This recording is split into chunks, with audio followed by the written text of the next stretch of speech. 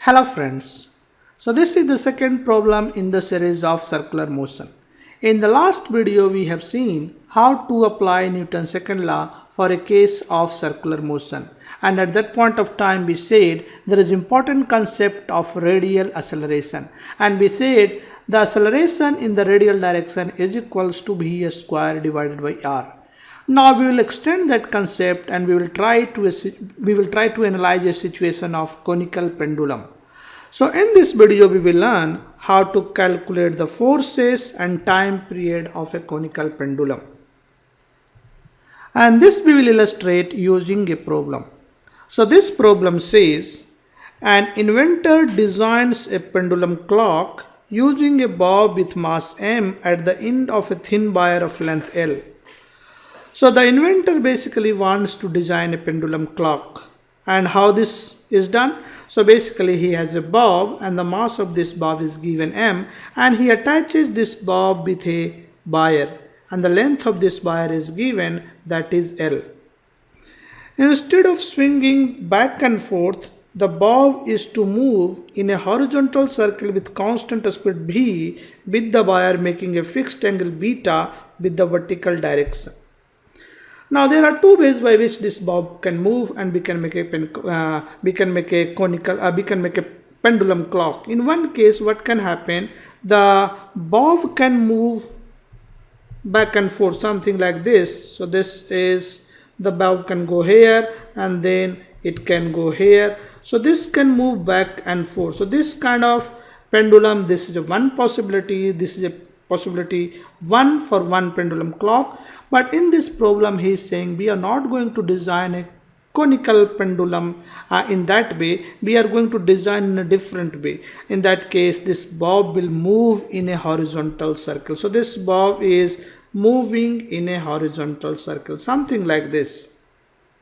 And this makes an angle with the vertical. So this is the vertical. So with vertical this wire makes an angle beta. So this wire is moving in a circle.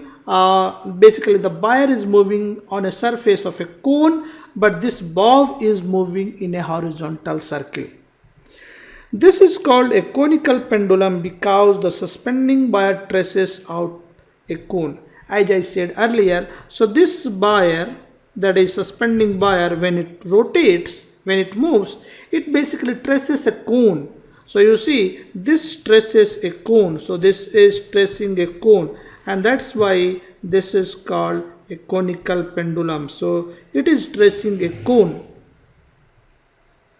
So we have to find the tension force F in the wire and the period T, that is the time for one revolution of the bob. So there are two unknowns that we have to find. First is what is the tension in the wire, that is this wire, what is the tension, and we have to find how much time the bob takes to make one complete revolution, to make one circle. So what are the things that is given in this problem? So we have been given mass of the bob, that is m.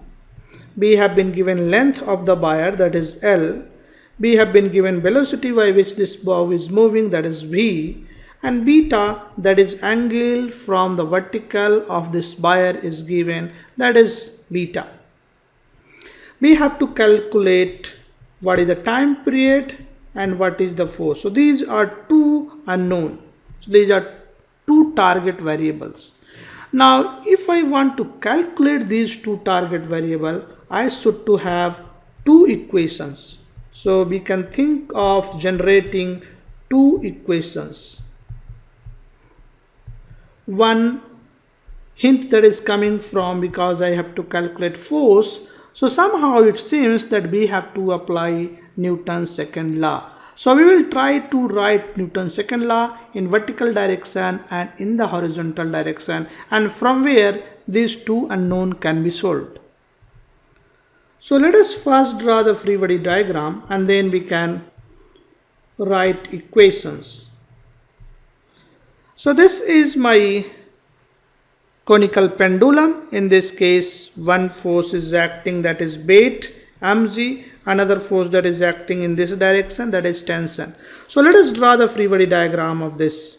So you have here weight, that is acting mg in the downward direction, and then this is attached and this is a string, so there is a force that is acting in this direction. This force is F. Now we will call this axis is my y-axis, and this axis is basically my x-axis, and this bob is rotating in this circle. So this is the bob and this is rotating in this circle. Now we have taken x-axis in the radial direction, that is the axis passing through the center, and the y-axis is the vertical axis.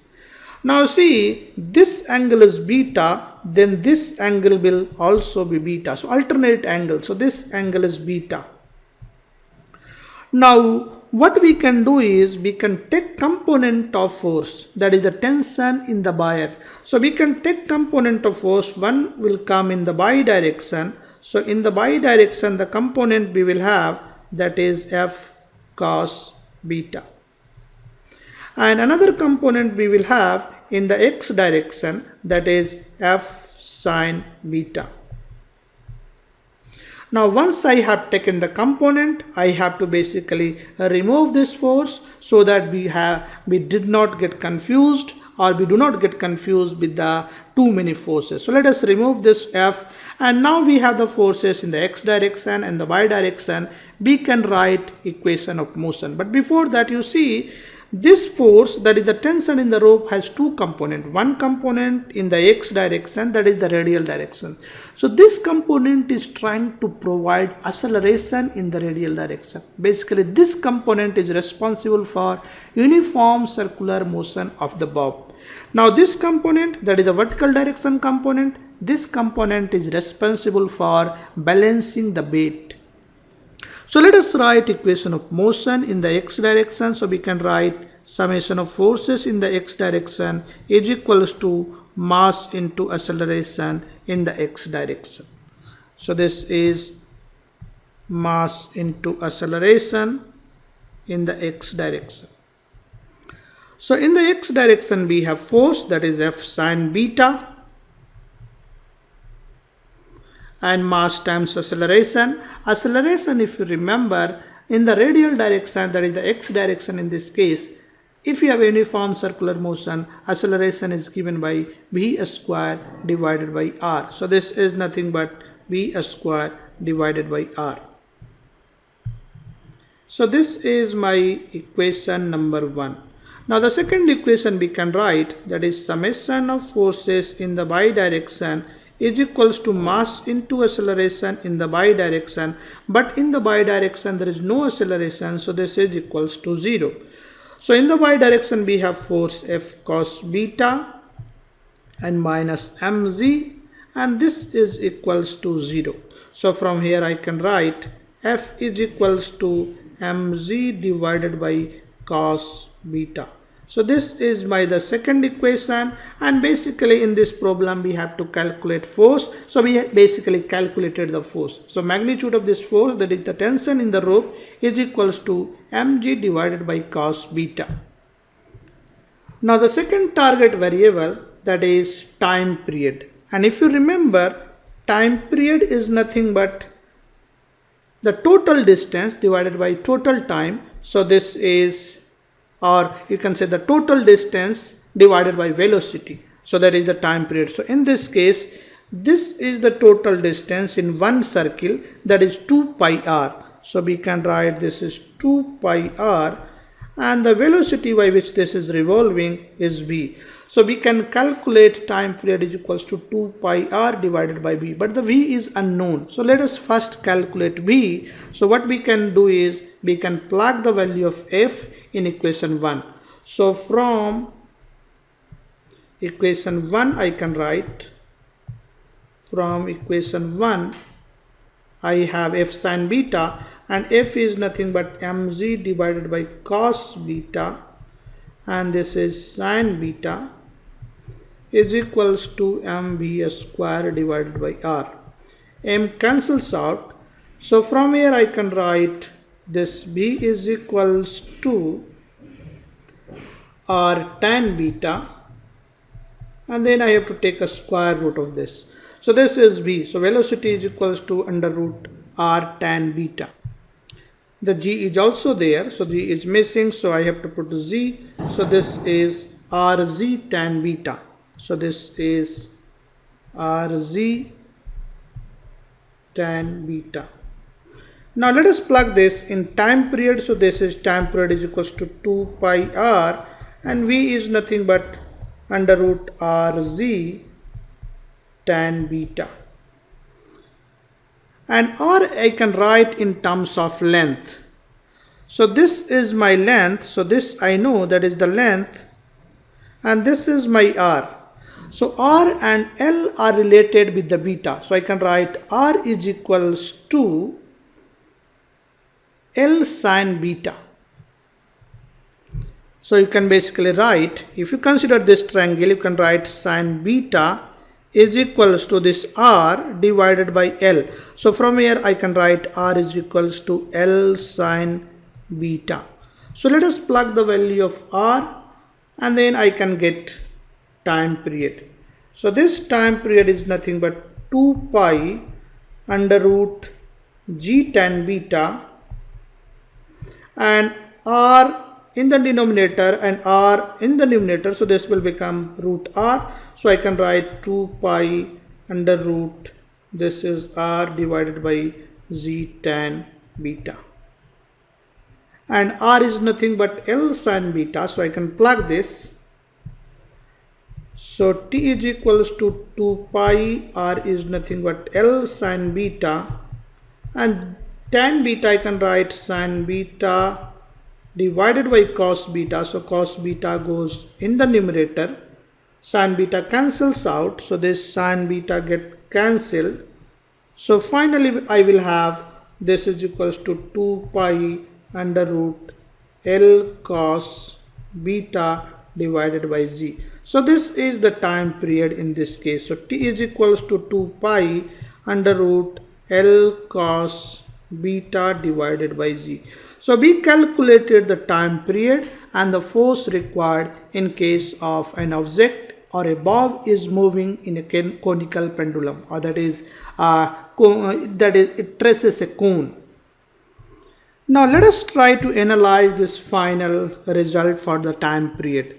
So we have, let's say if I fix my L, so for a given L, so that is for fixed L, if I increase beta, that is if I increase this angle, cos beta will decrease. The cos beta will decrease because cos is a decreasing function. So if I increase beta, cos beta will decrease. What will happen to the time period? Because this is directly related to cos beta, time period will also decrease.